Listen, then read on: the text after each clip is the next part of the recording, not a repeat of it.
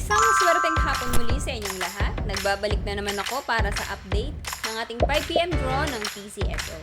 Kaya ihanda na ang inyong mga ticket para sa ating 5pm draw ng ating 2D Lotto at 3D Lotto ngayong hapon. Kaya wag na nating patagalin pa, here's our Lotto result. For 2D Lotto, the winning numbers are 11 and 11 in exact order. Pwedeng manalo ng 4,000 pesos pag nag-match ang iyong mga number in exact order. 2,000 pesos naman para sa Rambolito System Play. Para naman sa 3D Lotto, the winning numbers are 7, 7, and 0 in exact order. Pwedeng manalo ng 4,500 pesos pag nag-match ang iyong mga number in exact order. 750 to 1,500 pesos naman para sa Rambolito System Play.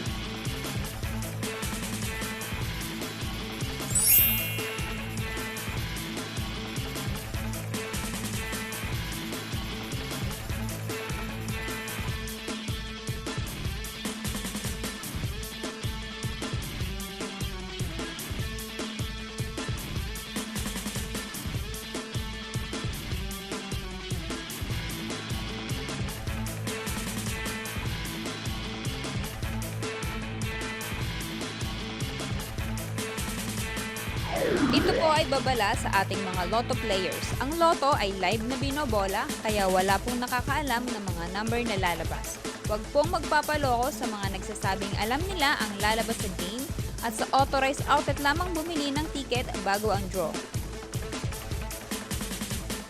Para maklaim ang inyong prize, pumunta lang sa authorized Lotto outlet pag nanalo ka ng umabot sa 20 to 10,000 pesos.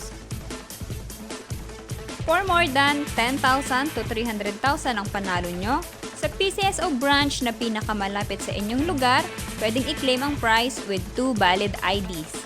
At kapag ikaw naman ang jackpot winner, i-present ang iyong ticket with 2 valid ID sa PCSO main office located at Shaw Boulevard, Mandaluyong City.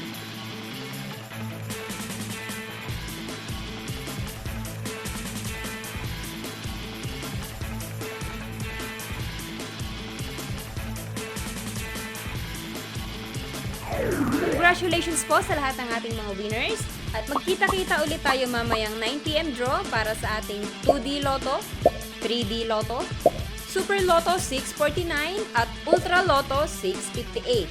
Maraming salamat at huwag kalimutang mag-like, follow, and subscribe sa Lotto Result para updated ka lagi. And do comment below if you have questions about Lotto Result. Maraming salamat.